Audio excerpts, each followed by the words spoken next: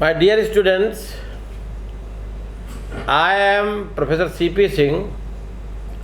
I shall discuss in this lecture meaning of goodwill, rights and liabilities of buyer and seller of goodwill. Goodwill क्या है? It is a value of reputation of the business of a firm. It may be noted that the goodwill is very important and valuable assets of the firm. Even if one can't touch or see it, it is intangible asset which results in higher profits due to the good reputation of the firm. On the dissolution of the firm, the goodwill is included in the assets of the firm. It may be sold either separately or along with the other properties of the firm. However, the parties may enter into an agreement whether to include it in assets or sell it separately. कहने का मतलब यह है कि जब हम कोई business करते हैं और जब अच्छा बिजनेस करते हैं तो हमारा बिजनेस नेम प्रसिद्ध हो जाता है। उस नाम से जो है लोग चीज़ें इतनी गुडविल बन जाती है, उसकी साख बन जाती है, इतना ख्याति बन जाती है कि लोग उस नाम से जो है सामान को खरीदना पसंद करते हैं। तो यही व्यापार करने के दौरान फर्म द्वारा जो ख्याति अर्जित की जाती है, जो प्रसिद्धि अर्जित की जाती है, जो नाम अर्जित किया जाता है कि लोग उसके नाम से सामान खरीदना पसंद करने लगते हैं, यही उसकी गुडविल कहलाती है। अब वो सामान चाहे जहाँ बने, नाम वही होगा तो बिकेगा मार्केट में। फॉर एग्जाम्पल, साबुन बनाने वाली जो लक्स अपनी कंपनी है, काफ़ी लंबे वर्षों से साबुन बनाने का कार्य कर रही है और लक्स साबुन का बाजार उपभोक्ताओं में जो नाम है, प्रसिद्धि है, ख्याति है, इसे ही लक्स फर्म की गुडविल कहा जाएगा। लोग लक्स के नाम से जो है सामान खरीदते हैं। तो ये मीनिंग है। जनरली फर्म डिसॉल्व होने के बाद गुडविल की बात आती है। तो जब जो है फर्म डिसॉल्व होने के बाद गुडविल बेच दी गई हो तो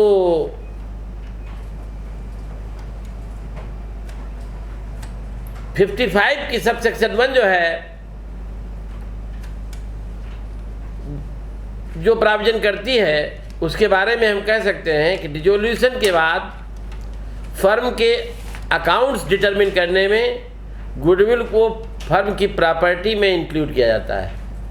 जब अकाउंट्स जो है डिटरमिन हो रहे होंगे तो गुडविल को भी इंक्लूड करेंगे फर्म की प्रॉपर्टी में। गुडविल को फर्म की प्रॉपर्टी मानते भी हैं। गुडविल के बारे में पार्टनर जैसा चाहें अपनी इच्छा अनुसार, अपनी विल के अनुसार एग्रीमेंट कर सकते हैं। गुडविल को सेपरेटली या फर्म की प्रॉपर्टी के साथ सेल किया जा सकता है, बेचा जा सकता है। ये सेक्शन 55 की सब सेक्शन 1 में जो लैंग्वेज थी, उसके बाद जो आधार पर 4 पॉइंट निकलते हैं कि फर्म का जब अकाउंट डिटरमिन किया जाएगा तो फर्म की प्रॉपर्टी में गुडविल को इंक्लूड किया जाएगा, गुडविल को फर्म की प्रॉपर्टी माना जाएगा। गुडविल के बारे में जो पार्टनर्स हैं जैसा चाहे वैसा करार कर सकते हैं, कोई रोक नहीं है। सेपरेटली या फर्म की प्रॉपर्टी के साथ इसे सेल किया जा सकता है। गुडविल के बायर और सेलर के राइट्स क्या है? सेक्शन 55 का सब सेक्शन 2 है। उसकी जो लैंग्वेज है, फर्म के बायर और सेलर के बीच जो कंडीशन है, जो तय हुआ है, उसके सब्जेक्ट टू रहते हुए है ना, जो सेलर है गुडविल का क्या नहीं कर सकता है? फर्म के नाम का उपयोग नहीं कर सकता। जिस फर्म को बेच दिया है, जिस फर्म की गुडविल बेच दिया है, उस फर्म का नाम वो यूज नहीं करेगा। सपोज कीजिए कालगेट कंपनी गुडविल सहित उसने बेच दी है, तो फिर कालगेट उस पार्ट जिसने बेची है, पार्टनर ने, एमडी ने दूसरी कंपनी बना करके वो जो है कालगेट कंपनी का नाम उपयोग नहीं करेगा। ये भी नहीं प्रचारित करेगा कि वो पुरानी फर्म का कारोबार कर रहा है ना। और साथ साथ जो है जो व्यक्ति फर्म के विघटन से पहले, डिसोल्यूशन के पहले फर्म से ट्रांजैक्शन कर रहे थे, उनके साथ जो है व्यापार करने के लिए रिक्वेस्ट नहीं कर सकता है। तो गुडविल के सेलर को राइट क्या होगा? कम्पिटेटिव ट्रेड कर सकता है, कम्पिटेटिव व्यापार कर सकता है। व्यापारिक स्वतंत्रता पर कोई रोक नहीं है। कम्पिटेटिव व्यापार का एडवर्टीजमेंट भी कर सकता है, नंबर 2, और अपनी इच्छा के अनुसार करार करने का अधिकार भी विक्रेता को होगा। क्या नहीं कर सकता है गुडविल का सेलर? यदि कोई कॉन्ट्रेरी एग्रीमेंट नहीं है, विपरीत करार नहीं है दोनों में, बायर और सेलर में, तो जो सेलर है ओल्ड फर्म का जिसकी गुडविल बेच दी है उसके नाम का उपयोग नहीं करेगा।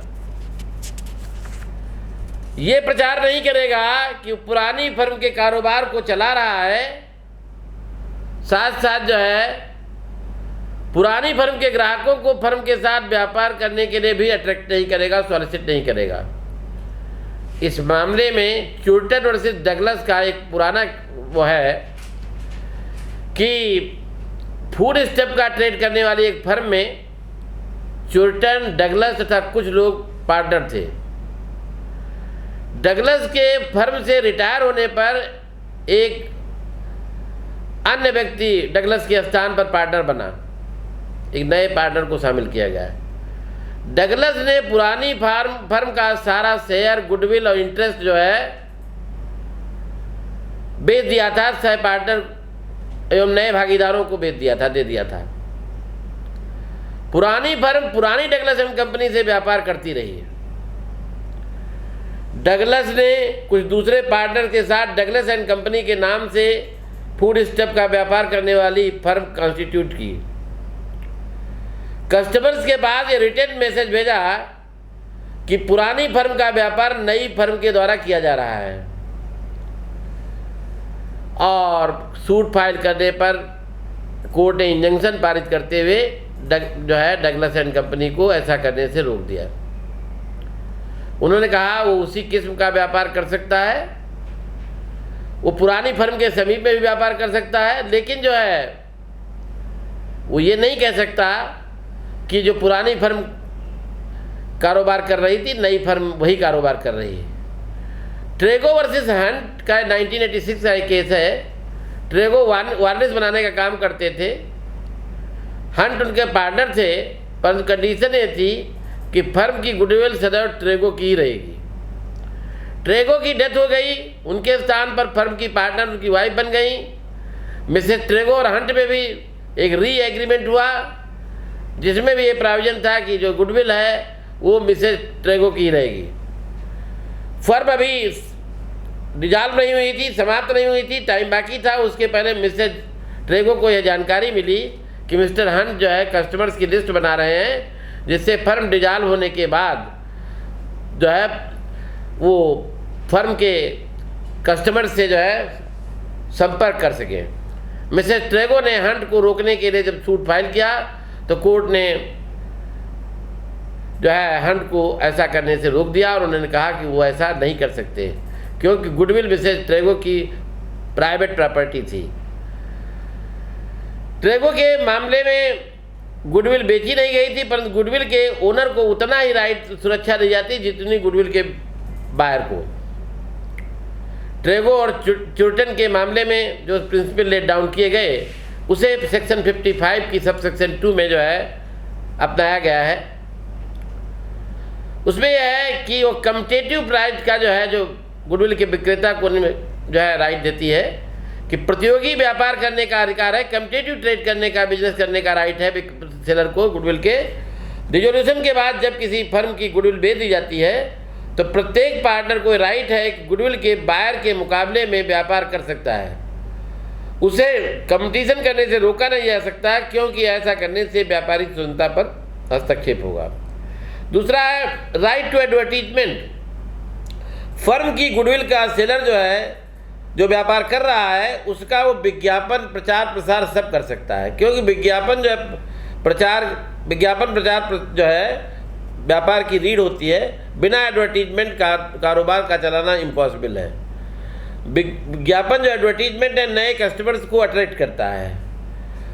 तो कहने का मतलब है विक्रेता जो सेलर गुडविल का है, बायर और यदि सेलर के बीच कोई विपरीत करार नहीं है तो सेलर जो है क्या नहीं कर सकता, फर्म के नाम से व्यापार न करने का दायित्व। कानून किसी व्यक्ति को अपनी मर्जी का व्यापार करने से रोकना नहीं चाहता, इसलिए वो गुडविल के विक्रेता को अधिकार देता है कि वह जहां चाहे जैसा चाहे व्यापार करे, परंतु उस फर्म के नाम से व्यापार न करे जिस फर्म को उसने नाम सहित बेच दिया है, क्योंकि ऐसा करना इम्प्रॉपर होगा। जिसको उसने स्वयं बेचा है उसी की कीमत घटा दे। सेक्शन 55(2) क्लास ए में जो है किसी गुडविल विक्रेता को व्यापार करने से नहीं रोकती, परंतु ये रिस्ट्रिक्शन लगाती है कि बेची हुई फर्म से व्यापार न करे, वो नए व्यापार को नाम दे सकता है। सेकंड है पुरानी फर्म के व्यापार को चलाने का मिसरिप्रेजेंट न करने की लायबिलिटी। सेक्शन 55 की सब सेक्शन 2 क्लास बी है कि फर्म की गुडविल का जो सेलर है ग्राहकों से ये नहीं सॉलिसिट कर सकता, नहीं कह सकता कि वो पुरानी फर्म का कारोबार कर रहा है जिसकी गुडविल उसने खुद बेच दी है और बेची गई दुकान जिसकी अपनी हो। ये रिस्ट्रिक्शन इसलिए लगाया गया है क्योंकि ऐसा प्रतिबंध न होने पर कोई भी व्यक्ति जिसने अपनी फर्म को गुडविल की बेच दी है और वहीं पर थोड़ी दूर पर कोई नई फर्म खोल देता है और व्यक्तिगत पहुंच के आधार पर ग्राहकों की संपर्क कर लेता है, वह उस फर्म की कीमत कम कर देगा जिसको उसने बेचा है। तीसरा है पुरानी फर्म के ग्राहकों से नई फर्म का ग्राहक बनने का अनुरोध न करने का दायित्व। क्लास डी है, सेक्शन 55 का सब सेक्शन 2 है। कोई भी भागीदार पुरानी फर्म के ग्राहकों से ये रिक्वेस्ट नहीं कर सकता है कि वह नई फर्म से व्यापार करे। अतः कोई व्यक्ति जिसने फर्म की गुडविल बेच दी है उस फर्म से ट्रांजैक्शन करने वाले कस्टमर से ये नहीं कह सकता कि उसी प्रकार के उसी के द्वारा स्थापित फर्म से ग्राहक बन जाए, परंतु यदि ग्राहक अपने आप नई फर्म के साथ चले आते हैं तो इंजंक्शन द्वारा नई फर्म को ऐसा करने से नहीं रोका जा सकता। अपने आप आ जाते हैं तो कोई प्रॉब्लम नहीं है। जस्टिस देसाई ने कृष्णराव वर्सेस शंकर 1954 के केस में डिसाइड किया था कि यदि पुरानी फर्म के ग्राहक ऑटोमेटिकली नई फर्म में चले जाते हैं तो जो नई फर्म को ऐसा करने से नहीं रोका जा सकता, क्योंकि नई फर्म उन ग्राहकों से व्यापार कर सकती है। क्लास 3 में 55 की सब सेक्शन 3 में है व्यापार अवरोधी करार। कोई भी पार्टनर फर्म के गुडविल के विक्रय पर बायर से ये करार कर सकेगा कि ऐसा भागीदार किसी स्पेसिफाइड टाइम के या लोकल लिमिट के भीतर फर्म के व्यापार के सदस्य कोई व्यापार नहीं चलाएगा, और जो इम्पोज रिस्ट्रिक्शन जो है रीजनेबल हैं तो भारतीय संविधान अधिनियम की 27 के होते हुए भी ऐसा करार विद्यमान होगा। फर्म जब डिजाल होती है तो उसके इफेक्ट क्या होते हैं? किसी विपरीत करार के अभाव में कोई करार नहीं है तो फर्म का विघटन होने के बाद फर्म के अकाउंट को ऑडिटर करने में फर्म की प्रॉपर्टी में गुडविल को इंक्लूड किया जाता है। उसे या तो फर्म की संपत्ति के साथ या सेपरेटली सेल किया जा सकता है। Thank you very much.